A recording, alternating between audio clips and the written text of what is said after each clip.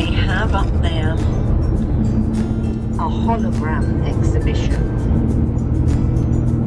It's called The Untold Story. It's supposed to be about the early Duchess of Marlborough, and the story is being told by her maid. And you go into the first room and you listen to a little bit of the story, and then when that little bit is told, the doors open and you move on to the next room. So although you're doing it by yourselves, you cannot go any faster than the story. You know, the doors won't open into the next room. So you need to allow 45 minutes to get through that.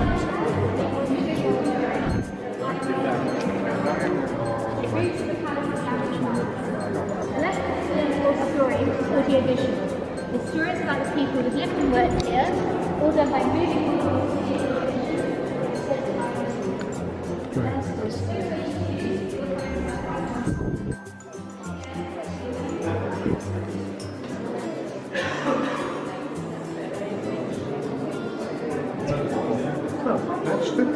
Matched it.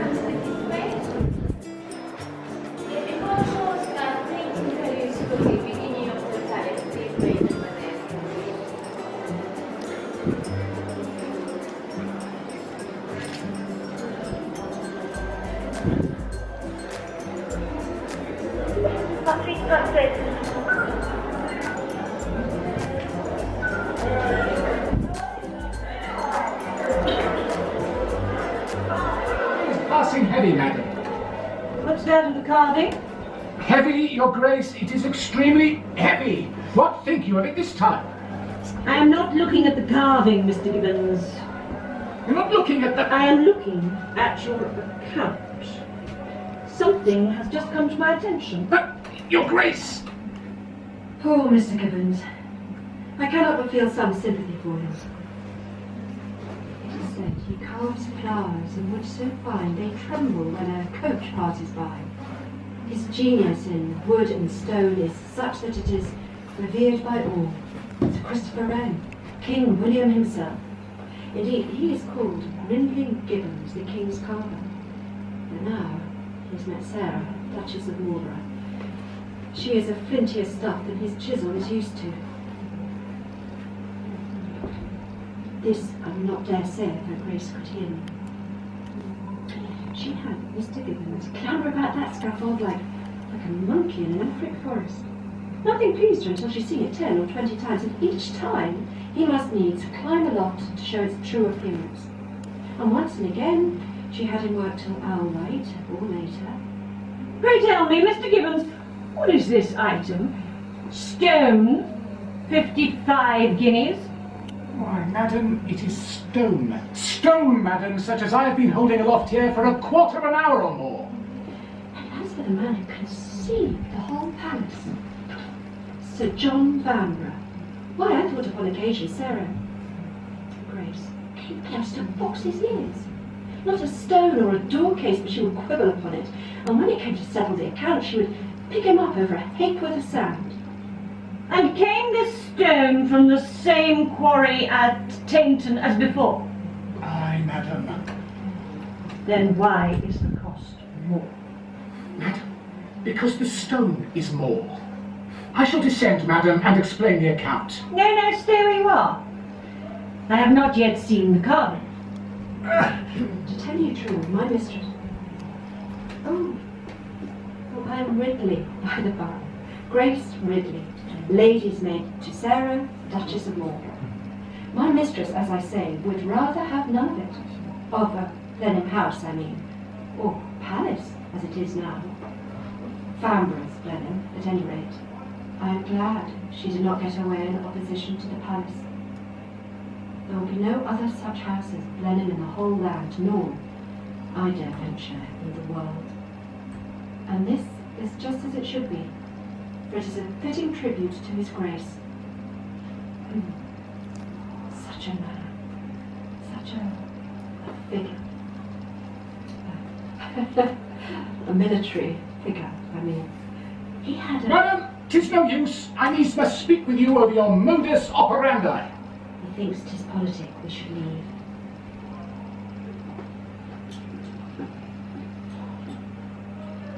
Come with me to the next room, and I will tell you more of His Grace. Ah, 'tis better you should use the door. You shall.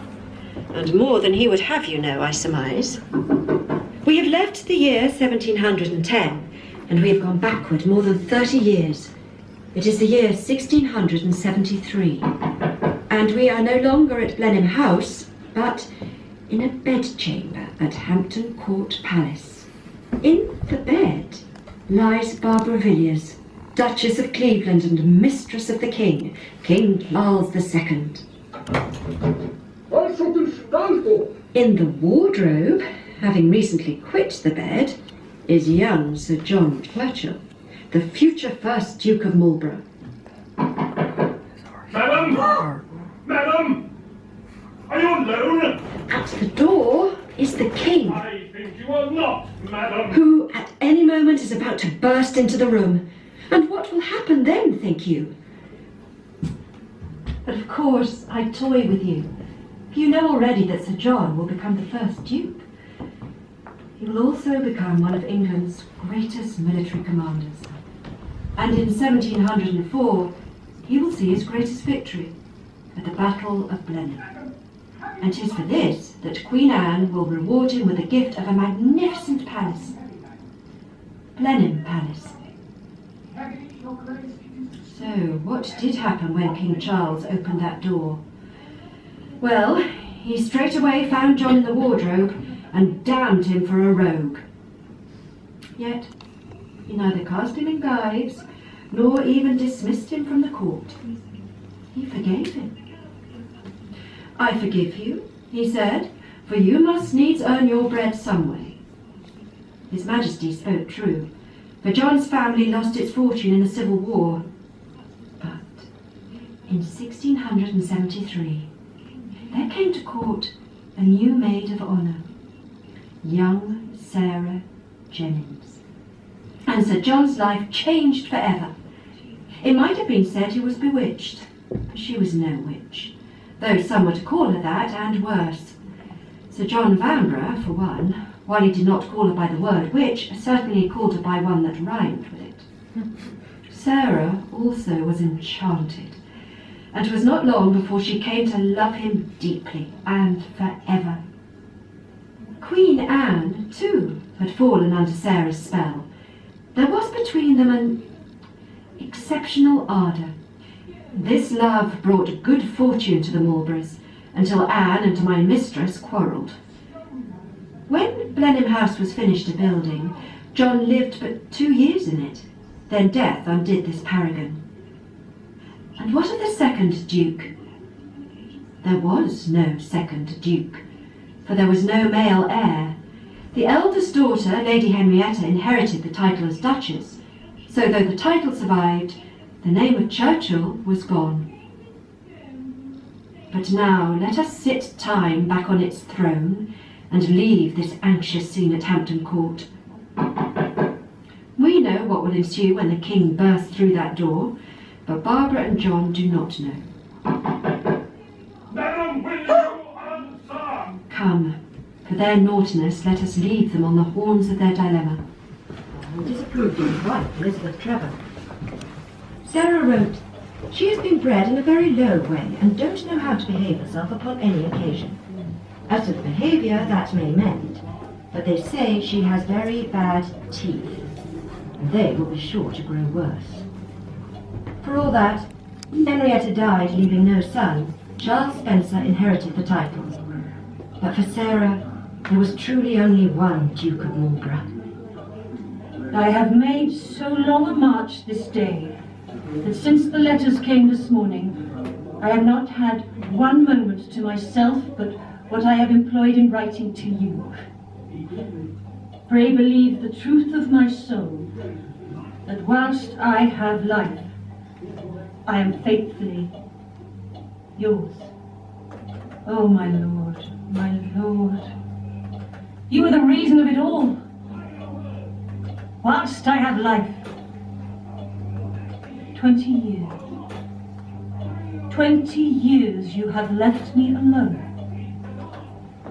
Left me with your greatness, my lord. With your fame, with your title, with your memory. And without you, my lord. Without you. And nothing can supply that want, nothing. And what else do I have now? Wealth. I have wealth. Henrietta turned against me. And Queen Anne is gone. Oh, Anne, how our friendship supported me once, nourished me, thrilled me. Had my life not belonged already to my lord, what might we have been, Anne? Ah, but you would still have betrayed me. I had your love once, Anne, but where was your loyalty? Traitress! Cruel traitress! What calumny you caused to fall upon me! What they said of us. Mayhap 'twas true of you, Anne, but never of me. For love of my lord, if for no other cause. And now I have my few friends. I have Grace and Blenheim. Mad Vanbragh's lurid dream. And yet I have seen it through, my lord. Blenheim is achieved. For you loved it. And for your sake I have tried to love it too. As I would attempt anything. Dare anything for you. Whilst I have life. Her Grace lived long, but at last I saw her begin to fail, and I was with her at the end of all. I cannot command such words as would let you know what grief that loss gave me. I could scarce bear it. So it had been for her when John died. She in her turn was generous. Her Grace left me £16,000. Think of it as I might, I could not conceive of what such a sum meant. Man is born to trouble as the sparks fly upward, and we must all bear life's blows. But I would not wish to linger more in this sorrowful vale. Time's stream moves ever forward, and forward we must follow. Linda? Nay, Lady Elizabeth, we'll be half hour yet at least. Forgive me, sir. What is it that is taking place, may I ask? A rehearsal, madam. For the play. So this is a theatre, here in the house? Yes, indeed, madam. Are you not familiar with Blenheim? Not of late, though I knew it well for many years. Ah, perhaps in the 30th time. Though that is hard to credit, as it is some 30 years since the 4th Duke inherited. Is it indeed? Why are there no actors upon the stage? We have a problem with the machinery. We ought to have thunder and lightning in the last part, but the thunder thunders not, and the lightning don't flash. If we set it atop this lantern, it should be... Not the lantern, what are you thinking of, Ralph? Why, you'll have us on fire. How many servants are there in the house of the palace now? Methinks it is some 75. And it is hard for them to do, which but 10 years ago were done by nigh on 90. Have we no smaller cannonballs? I'm sure we aren't. But I wonder we found these. Mayhap we might find some small rocks to make do. Where? Down the bridge, most But likely. there is no house, nor estate, they say, so elegant or so grand. Oh, when His Majesty came to visit some 3 years ago. That would be King... Yes, our King, King George III, he but set eyes on the park and declared, "We have nothing to equal this." His Grace was delighted. So would the first Duke have been. Yes, well, that we can only guess. And do any way to buy this thing? On Mr. Mountney's line. Mr. Mountney, what's your line, sir? I'll not say a word. But we mustn't eat now, sir, for it is our signal to fire the powder. That is it. I'll not say a word. Well, sir, No, that is the line. Oh, I beg your pardon, sir, I understand. And when is it to come? I know not. Mr. Nares is to notify me. I no doubt he will. Can't but take his eyes off Lady Charlotte. Is His Grace to take a part in the play? Oh, God bless you. No. The younger members of the family do, of course. Lady Charlotte is to take the lead. She is always most popular. The Marquess, Lady Elizabeth, Lady Anne is still too young, of course.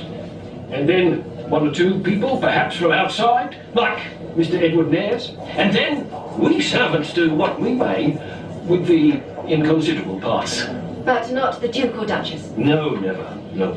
The Duke is a private man. Still, I don't see where it's me. Why, they say Mr. Nares is a, what do we call it, a university. A bursar. And hardly a penny to his name.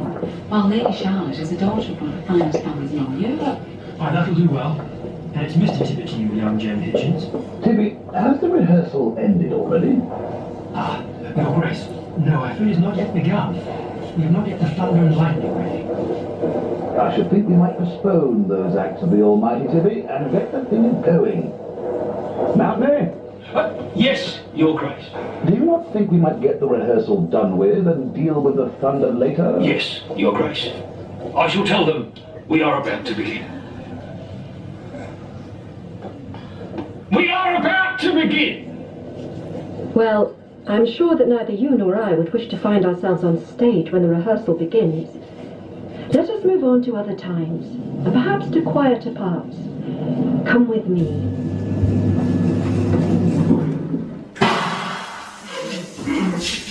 What has happened in the next chamber?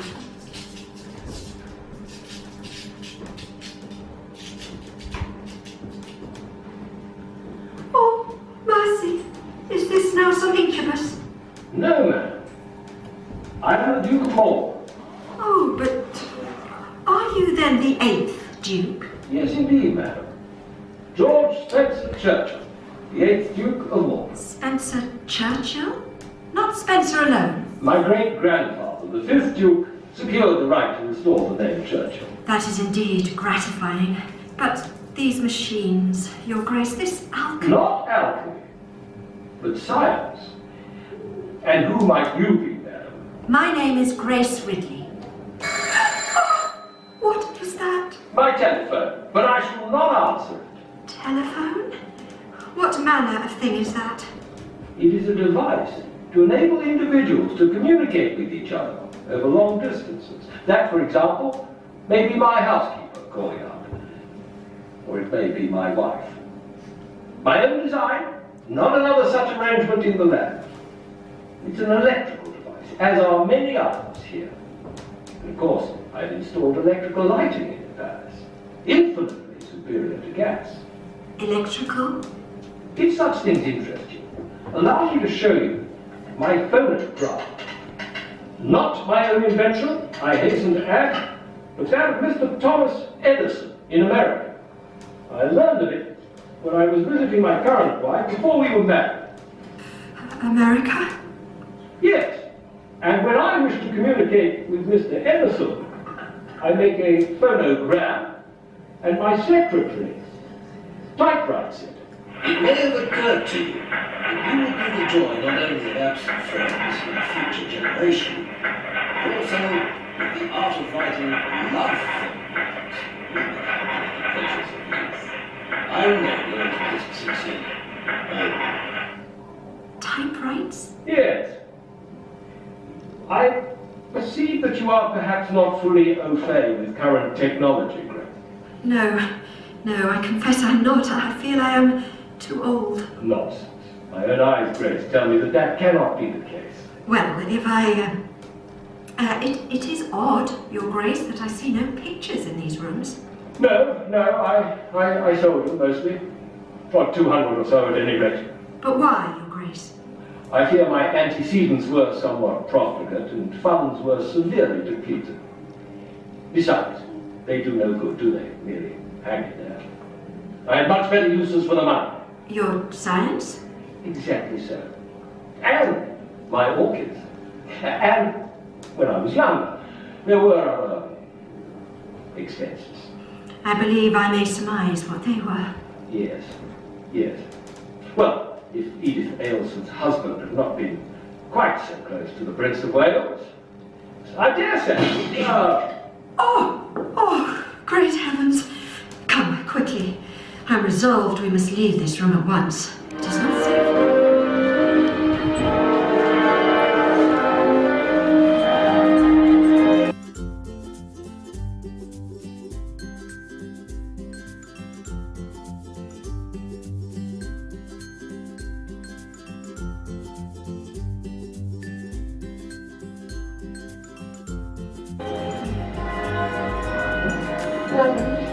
I know not who you are, and I beg your pardon my incivility, but I want you to tell me the cause of that strange music. If music it be. Well, that's not strange. That's jazz. Jazz? Yes, the music of America. And do you yourself hail from those colonies? Yes, I am American. But you know, they have not been colonies for almost 200 years. And is that where you presently abide? No, I live in France. France? Then what can have brought you to Blenheim? I came to attend a ball given for my granddaughter, Sarah. Sarah? Then are you perhaps related to... I am Consuelo Vanderbilt Balsan. But I was once the Duchess of Marlborough. Oh, forgive me. I cannot at present recall. What year is this, madam? 1939. But your style of dress, your speech... May I ask your name and how you come to be here? Grace Ridley, madam. I've been here for many years. Tell me, Grace, do you know of the first Duchess of Marlborough, Sarah? Oh, indeed, madam, I knew. She was my dearest. I was... Grace Ridley. I believe Sarah was a great woman, Grace, for all that she had failings. And she was fortunate in some of those she had about her. Madam.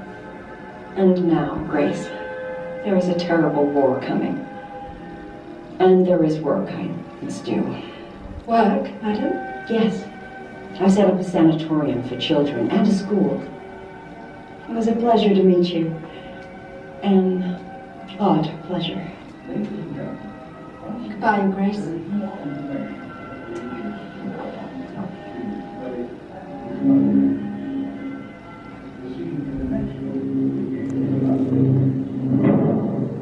What is that dreadful sound? Bombers. Probably on their way to bomb Birmingham. Bombs in the sky. Well, they wouldn't have taxied across the channel. So the war has begun. Blimey, where have you been hiding? It's 1940, love. The war's been on for months. Can't we just have some peace and quiet, Doris? Never leave that wireless set alone. Shh, it's Mr. Churchill. Let us therefore brace ourselves to our duty. So bear ourselves that if the British Empire and its Commonwealth last for 1,000 years, men will still say, this was their finest hour. Good old Winnie. Do you remember when he used to take part in those mounted exercises in the park? Before the First War? No, of course I don't. Oh no, you weren't here, of course. Tell me, what of the family during this campaign? The family? Oh well, they're all involved in the war one way or another. Normal life suspended for the duration. His Grace is in the Life Guards. Her Grace is Chief Commandant of the ATS. And Lady Charlotte, oh, you like this, she's doing war work in a factory in Oxford, and her boss is our old under butler. Her boss? Yeah, you know, her governor. Her master? Yeah, if you like. How shocking. Nothing shocks us nowadays, my dear. Oh. Oh, dear Grace, you cannot know with what relief I find you here. Whither have I come, Grace? Whither? Why, it's Blenheim, madam. Aye, but not the Blenheim I recall. I have gone from room to room, Grace, until I thought I could walk no more. And every mortal thing is strange. So strange. Even that which is familiar is in appearance strange. And every person, every one, is like a being in a dream. And I? Do I seem such a being? Oh, no. No, not you, Grace, not you. I'm glad I am of that. Had I not found you, I would surely have run mad. Be not afeard, madam. This strangeness, it is all the work of time. Time accomplishes that which, even in our dreams, we would not dare create. The house, Grace. The house. Madam? So full of light. John would have been so glad. Yes, madam, he would. His column. Grace, the column of victory, is it still there in the park? I believe that it is. Then let us visit it. Strangeness or no. Let us walk there together.